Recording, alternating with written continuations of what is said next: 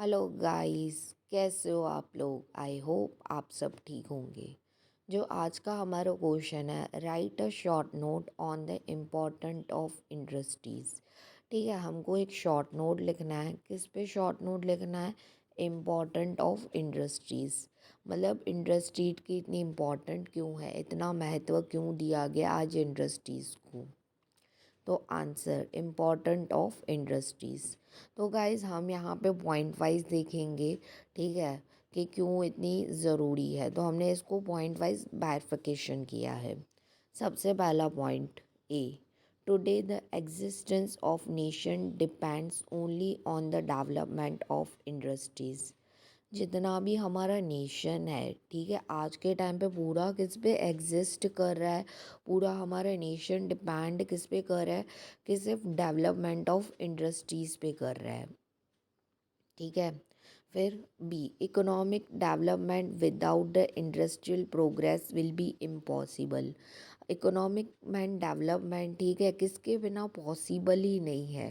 ठीक है, तो वो किसके बिना पॉसिबल नहीं है? इंडस्ट्रियल प्रोग्रेस के बिना। मतलब जितनी इंडस्ट्रीज़ होंगी, उस जितना डेवलपमेंट होगा, जितना हम एम्प्लॉयमेंट जनरेट करेंगे, तो पूरा जो इकोनॉमिक डेवलपमेंट किसके लिए इम्पॉसिबल है, मतलब इंडस्ट्रियल प्रोग्रेस के बिना ये इम्पॉसिबल है।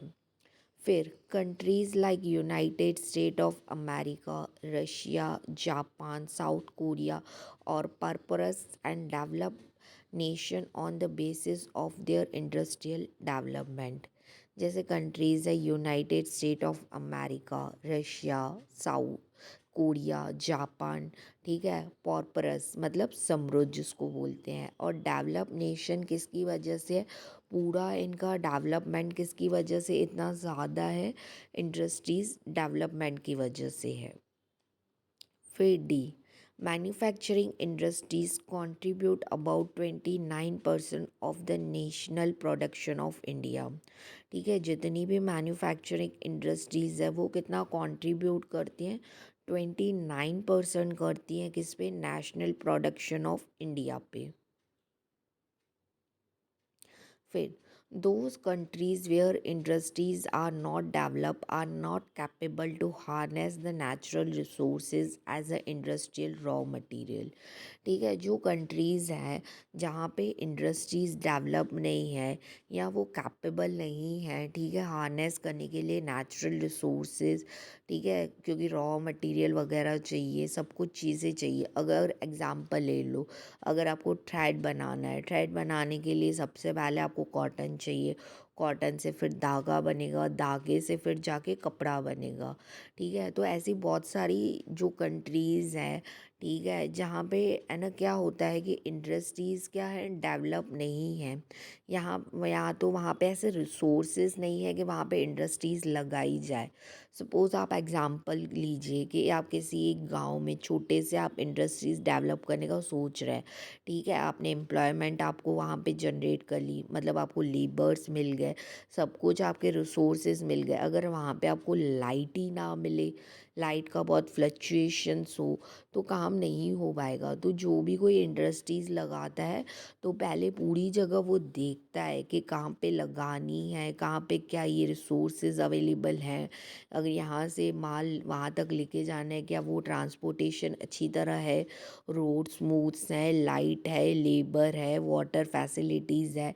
तो वो सारी चीज़ें देख के लगाएगा, ऐसे ही नहीं कि लगा दी बस इंडस्ट्री हो गई। तो कुछ जगह पे जहाँ पे इंडस्ट्रीज़ नहीं लग सकती या वहाँ पे डेवलपमेंट नहीं हो सकता या कैपेबल नहीं है, तो नेचुरल रिसोर्सेज का रॉ मटेरियल उनके लिए कैपेबिलिटी नहीं है, तो वो वहाँ पे बहुत डिफ़िकल्ट करता है। फिर they have sell their natural resources at cheaper price and purchase the thing made of same raw material from foreigners at a higher price.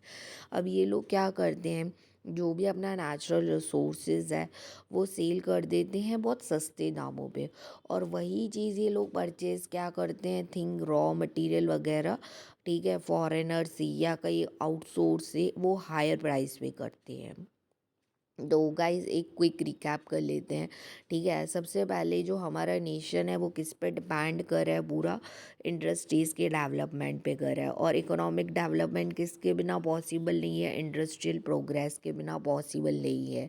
चाहे आप कंट्रीज़ ले लो, United State of America, Russia, Japan, South Korea.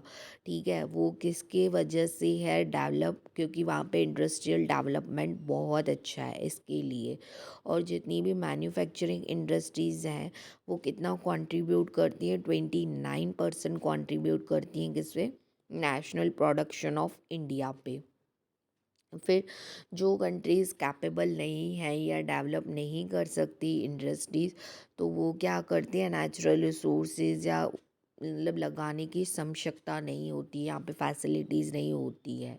कुछ जगह पे ये problem भी arise होता है। तो वो लोग क्या करते हैं, अपने जो प्रोडक्ट्स होते हैं, नेचुरल रिसोर्सेज जो उन्होंने होते हैं, वो चीपर प्राइस मतलब सस्ते दामों पे सेल कर देते हैं, और वही रॉ मटेरियल वो बाहर से ख़रीदते हैं महंगे दामों पे। क्योंकि कोई भी चीज़ आपको कभी भी कोई भी देगा तो अपना भी प्रॉफिट मार्जिन निकाल के ही देगा।